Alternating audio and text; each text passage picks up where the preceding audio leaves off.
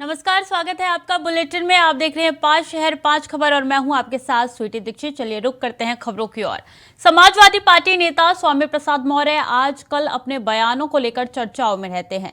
सपा नेता रामचरितमानस पर दिए बयान के बाद से सुर्खियों में है। इसी बीच 12 फरवरी को यूपी के सोनभद्र पहुंचे स्वामी प्रसाद मौर्य ने बागेश्वर धाम को लेकर भी बयान दिया है। सपा नेता स्वामी प्रसाद मौर्य ने कहा कि बागेश्वर बाबा अगर चमत्कारी बाबा है तो चीन को भस्म क्यों नहीं करते हैं। चीन हमेशा बॉर्डर पर आकर धमकी देता रहता है। इसके साथ ही सपा नेता ने कहा कि आजकल के बाबाओं को अपने जप और तप पर भरोसा नहीं है। वो सिर्फ वो जीभ काटने की बात करते हैं। अब बाबा नहीं आतंकवादी हो गए हैं।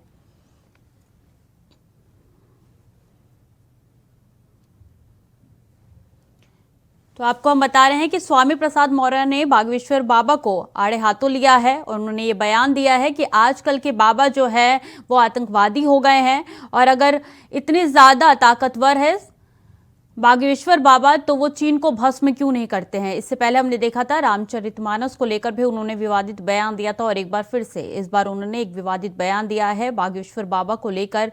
उन्होंने बोला है कि आखिर इतने ताकतवर हैं तो चीन को भस्म क्यों नहीं करते हैं। उन्होंने ये भी कहा है कि आजकल के बाबा जप तप नहीं करते हैं, आतंकवादी हो गए हैं। तो स्वामी प्रसाद मौर्य जो कि सपा के नेता हैं, उन्होंने विवादित बयान दिया है। आपको हम बता रहे हैं कि उन्होंने बोला है कि बाबा जो है वो आतंकवादी हो गए हैं, कसाई हो गए हैं। स्वामी के बयान पे जो है अब सियासत शुरू हो गई है। रामचरितमानस पे भी उन्होंने बयान दिया था इससे पहले और अब दूसरी बार जो है ये बयान उन्होंने दिया है। ऐसा लगातार वो ऐसे बयान उनके सामने आते रहे हैं। हमने इस बीच देखा कि किस तरीके से रामचरितमानस पे भी उन्होंने विवादित बयान दिया है, जिसको लेकर तमाम नेता जो है उन पर वार करते हुए नजर आ रहे थे। और अब एक और बयान बागेश्वर बाबा के लिए कि वो चीन को भस्म करके दिखाए अगर इतने ताकतवर है तो। स्वामी के बयान पे जो है अब सियासत शुरू होती है। पिछले भी दिनों हमने देखा था किस तरीके से लगातार सियासत जो है वो गरमाई थी। अब एक बार फिर से स्वामी प्रसाद मौर्य ने ये बयान दिया है जब उन्होंने कहा है कि बाबा जो है वो तप नहीं करते हैं बल्कि सिर्फ वो जीभ काटने की बात करते हैं। आजकल के बाबा आतंकवादी और कसाई हो गए हैं।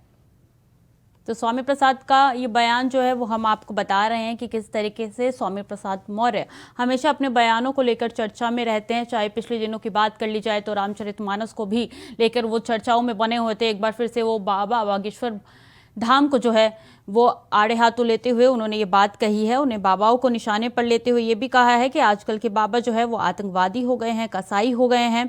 लगातार वैसे बयान देते हुए हमें दिखाई और सुनाई पड़ते हैं कि किस तरीके से सपा नेता ने ये बयान दिया है। स्वामी प्रसाद मौर्य ने कहा है कि बाबा जो है आजकल के कसाई हो गए हैं, जब तप नहीं करते बल्कि जीव वो सिर काटने की बात करते हैं। तो स्वामी प्रसाद मौर्य का ये बयान जो है वो चर्चाओं में बना हुआ है। पिछले भी दिनों हमने देखा था किस तरीके से रामचरितमानस पे भी उन्होंने बयान दिया था, तब भी खूब सियासत गरमाई थी। एक बार फिर से उनका ये बयान जो है वो सामने निकल कर आया है। सपा नेता स्वामी प्रसाद मौर्य की बयान की बात जो है हम आपको बता रहे हैं कि किस तरीके से।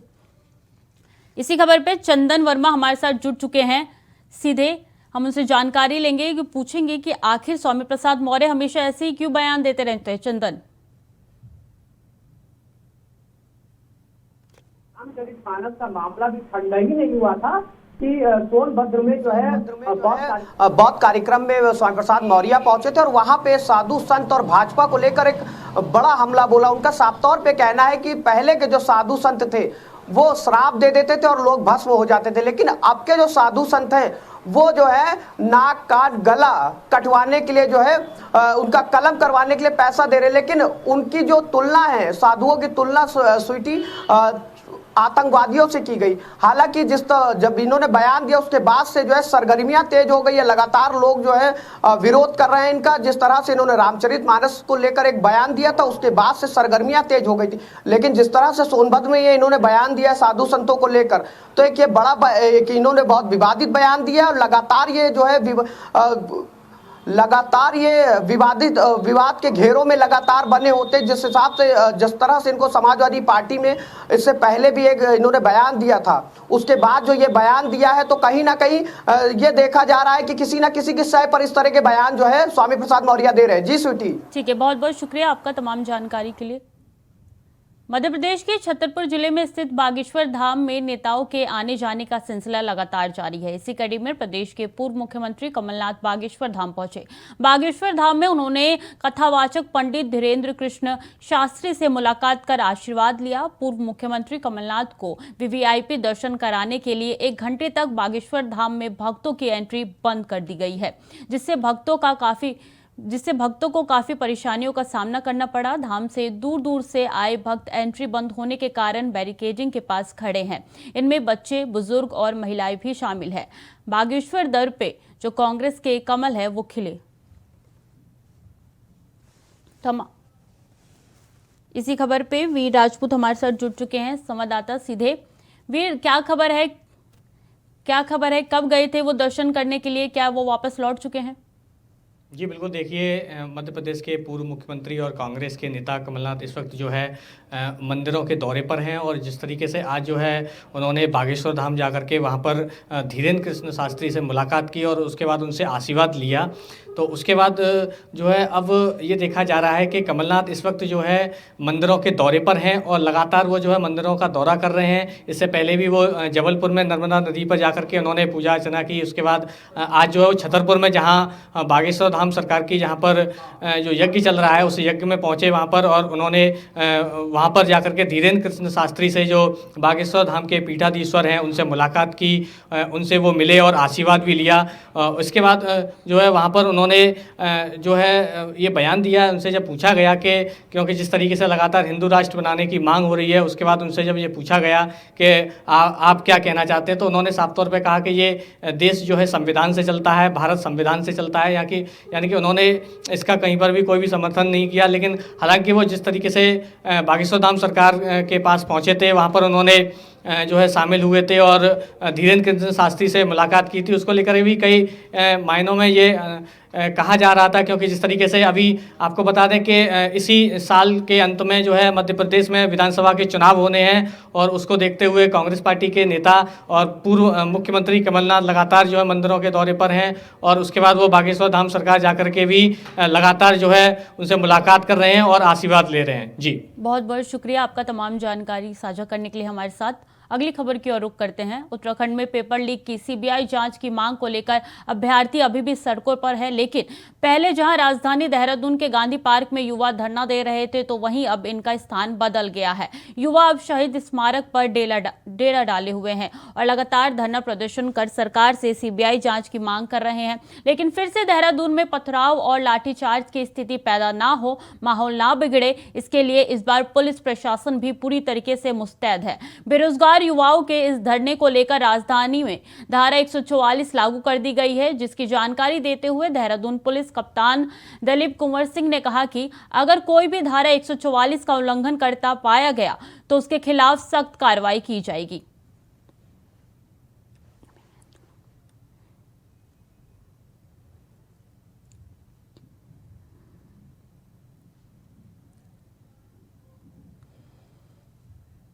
इसी खबर पर अभी कैंतुरा हमारे साथ लाइव जुड़ चुके हैं। अभी क्या है पूरी अपडेट, क्योंकि हमने देखा किस तरीके से रविवार को दोबारा एग्जाम कराए गए, उसके बाद भी ये लगातार धरना प्रदर्शन जारी है।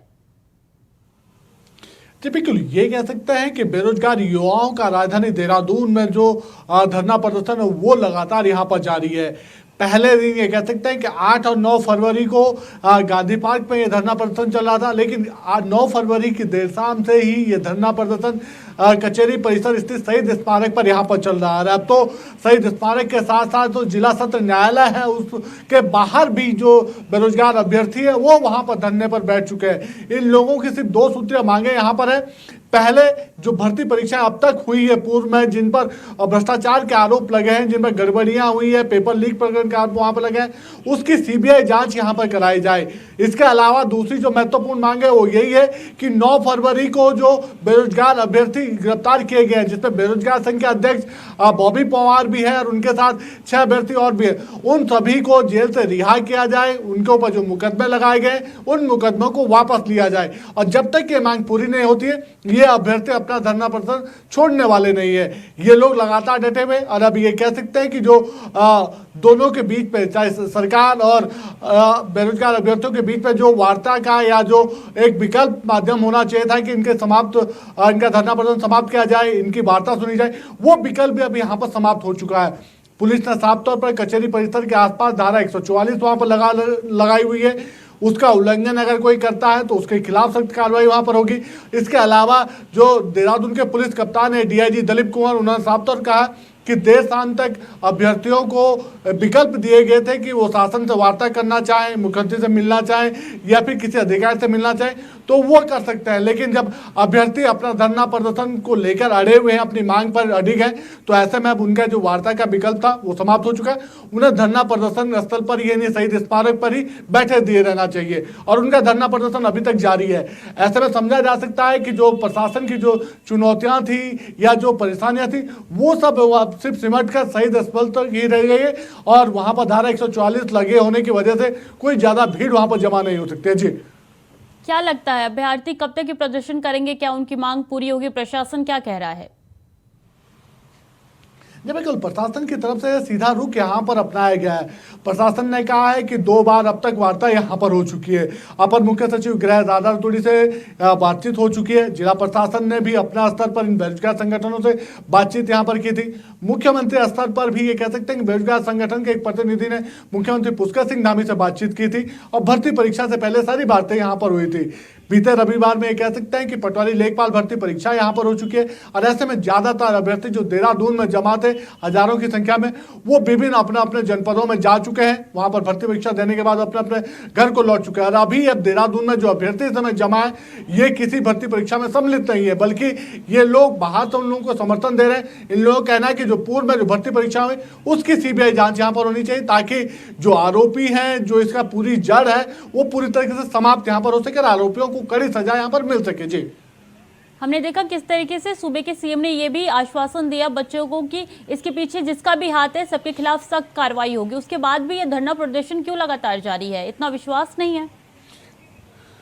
जब बिल्कुल विश्वास के एक समझा जा सकता है कि राज्य सरकार ने अब बेरोजगार युवाओं की जो मांग थी और जो पूर्व में जो भ्रष्टाचार भर्ती घोटालों को लेकर हुए थे उसको लेकर नकल विरोधी कानून पूरे प्रदेश में यहाँ पर लागू कर दिया है। जो देहरादून में जो बेरोजगार युवाओं का 9 फरवरी को जो प्रदर्शन हुआ था उस 9 फरवरी के प्रदर्शन के बाद अगले 24 घंटे के भीतर राज्य सरकार ने इसको अध्यादेश के रूप में लाने का काम किया। राजभवन को अध्यादेश से भेजा गया, राजभवन की तरफ से 24 घंटे के भीतर उसको मंजूरी मिल गई और राजभवन की मंजूरी मिलने के साथ ही पूरे प्रदेश भर में नकल विरोधी जो अध्यादेश था वो यहाँ पर लागू हो चुका है। तो सरकार का मत स्पष्ट है, सरकार की मंशा स्पष्ट है कि जो भी भ्रष्टाचार होगा उसको यहाँ पर बर्दाश्त नहीं किया जाएगा, आरोपियों को सख्त से सजा दी जाएगी। ऐसे में अब अभ्यर्थियों को समझना चाहिए कि जो भर्ती परीक्षाएं आगामी दिनों में होंगी, जो राज्य लोक सेवा आयोग की तरफ से भर्ती कैलेंडर यहाँ पर जारी किया गया है उस पर अब सीधे तौर पर नकल विरोधी कानून वो लागू हो चुका है और उसके तहत जो भी कार्रवाई होगी, यानी जो भी गड़बड़ी करेगा उसके खिलाफ सख्त कार्रवाई होगी। ऐसे में अभ्यर्थियों का एफसीपीए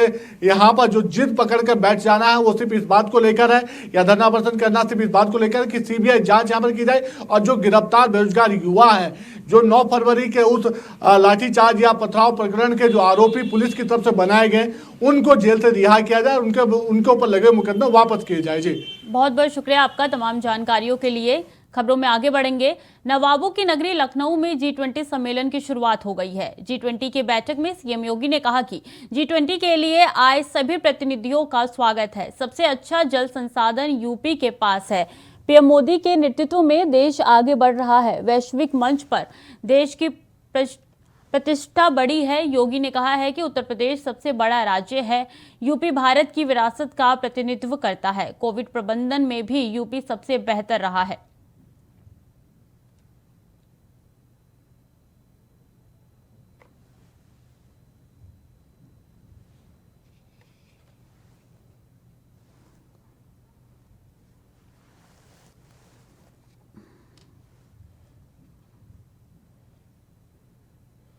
अखंड प्रताप शाही इस खबर पर हमारे साथ जुड़ चुके हैं। अखंड, क्या खबर है? क्योंकि देखिए कि G20 एक बहुत बड़ा समिट है और इस पे किस किस मुद्दों पे जो है वो चर्चा होगी? देखिए, G20 में तमाम जो व्यापार के जो मसले हैं, दुनिया भर के 50% से बल्कि 70% जो व्यापारिक रिश्ते हैं, वो कहीं न कहीं इन्हीं दुनिया भर का व्यापार जो है इन्हीं 20 देशों के समूह में ही उन्हें आर्थिक रूप से अंजाम दिया जाता है। तो ये आप इसकी ताकत का अंदाज़ा लगा सकती हैं। अब रही बात चूँकि देश को इस बार हिंदुस्तान को इसको मेज़बानी का मौका मिला है, तो अलग-अलग जगहों पे ये देश भर में ये आयोजन हो रहे हैं। उनमें से उत्तर प्रदेश के 3 शहरों में आयोजन हो रहे हैं, जिनमें आज मुख्यमंत्री योगी आदित्यनाथ ने लखनऊ में इसका जो आगाज़ किया, उसमें खुद वो मौजूद रहे। राष्ट्रपति उस समय लखनऊ में मौजूद थी।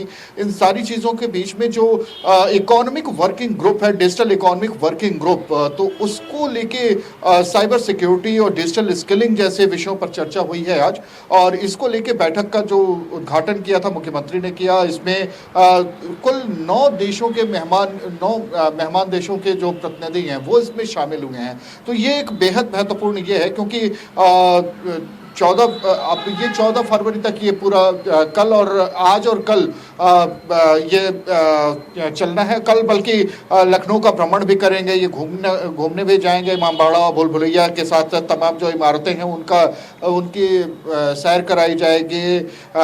डेलीगेट जो लाइजनिंग ऑफिसर हैं और जो वो सभी इनके साथ में होंगे। तो तमाम जो प्रतिनिधि आए हुए हैं लखनऊ में, ख़ास तौर पे अगर बात करते हैं तो उनको आज जो हॉस्पिटैलिटी है लखनऊ की, ख़ास तौर पे उत्तर प्रदेश की जो पूरी जो कल्चर है, आर्ट है, उन सभी चीज़ों से परिचित कराया जाएगा। और इसके अलावा जो मेज़बानी जो उत्तर प्रदेश की ख़ास तौर पे मशहूर रही है, जो लखनऊ की जो तहज़ीब और यहाँ की कला संस्कृति है, उससे भी उन्हें दो अचार कराया जाएगा। तो ये तमाम चीज़ें आज देखने को मिली हैं और ये बैठक 3 दिनों तक चलनी है। आज, कल और परसों 3 दिनों तक ये बैठक चलनी है।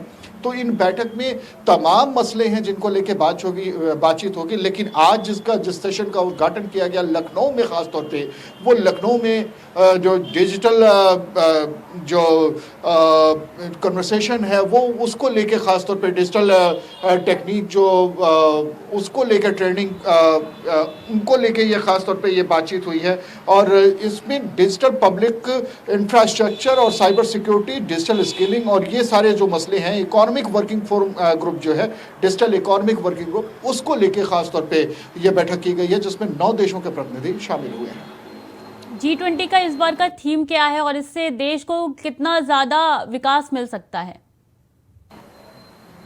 देखिए, जाहिर सी बात है कि अगर किसी देश को इसकी मेज़बानी मिल रही है तो वो अपने आप में उन 20 देशों में सबसे महत्वपूर्ण देश उस साल के लिए बन जाता है। क्योंकि पूरे साल भर के लिए उसमें जितने भी आयोजन होने हैं वो तमाम जो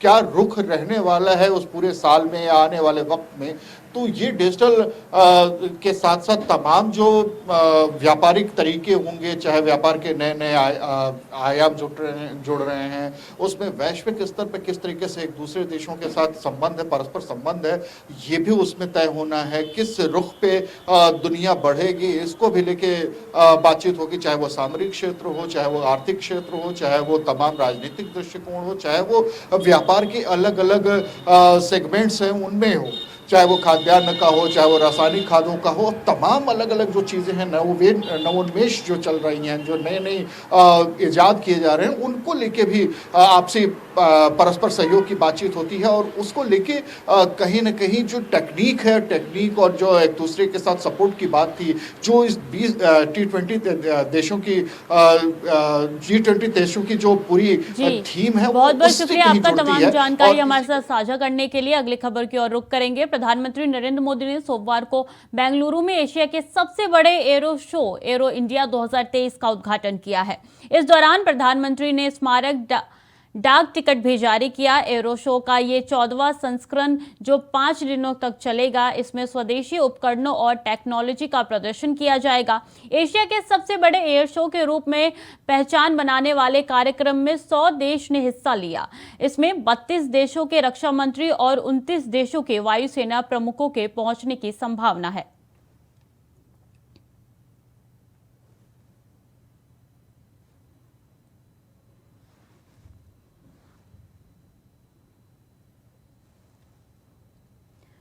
इसी खबर पे नितिन चौधरी हमारे संवाददाता हमारे साथ जुड़ चुके हैं। नितिन, ये अभी तक का सबसे बड़ा एयर शो है, क्या अपडेट है इसको लेकर?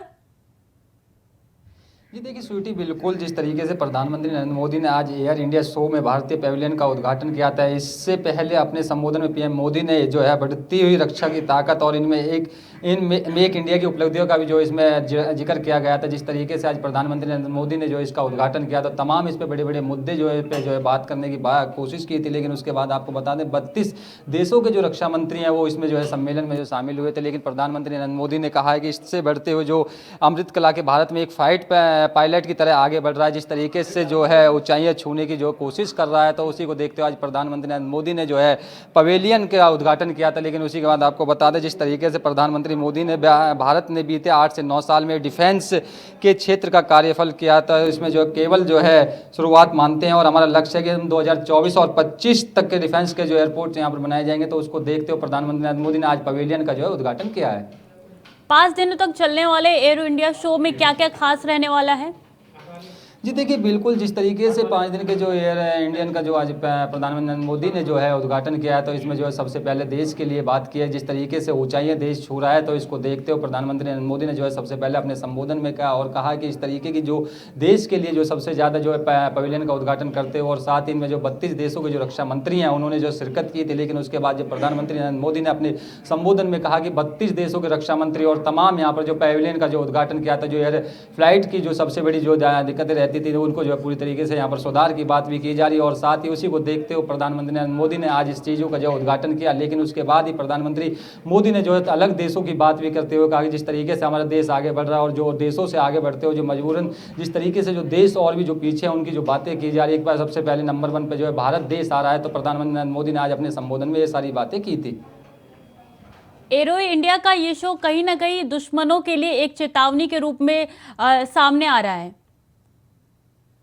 इस तरीके से एयर इंडिया की जो प्रधानमंत्री ने बात किया है, कोई दुश्मनी जो देश हैं उनको जो है एक नई शुरुआत यहाँ से शुरुआत कर दी गई है। तो उसी को देखते हुए 24 और 25 की बात जो प्रधानमंत्री मोदी ने कहा था कि इस तरीके का जो देश सबसे आगे बढ़ रहा है, भारत देश सबसे आगे देश, अपना देश सबसे आगे बढ़ रहा है। तो उसमें जो दूसरे देश हैं उन देशों को भी जो है प्रधानमंत्री ने जो है चुनौती देते हुए कहा कि जिस तरीके से जो दुश्मनी देश हैं हमारे, उन देशों से जो है किस तरीके से चुनौतियों से हम लड़ सके। तो उसके लिए जो है भारत के प्रधानमंत्री नरेंद्र मोदी ने आज इसका पवेलियन का उद्घाटन किया था। लेकिन उसमें जो तमाम 32 जिलों के देशों के जो रक्षा मंत्री हैं वो खुद इसमें शिरकत किया था और कहा था इस तरीके से देश हमारा आगे बढ़ रहा है। और इस चीज़ को देखते हुए प्रधानमंत्री मोदी पहले से ही जो है इस पर कार्य कर रहे थे, लेकिन प्रधानमंत्री मोदी ने आज इसका उद्घाटन कर दिया गया। जिस तरीके से अलग अलग फ्लाइट्स जो आ रही थी, जिस तरीके से देशों से जो दुश्मन देश हैं उनसे जो लड़ने के लिए पूरी तरीके से प्रधानमंत्री मोदी ने जो है तैयारी कर ली है। तो इसी को देखते हुए प्रधानमंत्री मोदी ने आज इसका जिक्र करा था।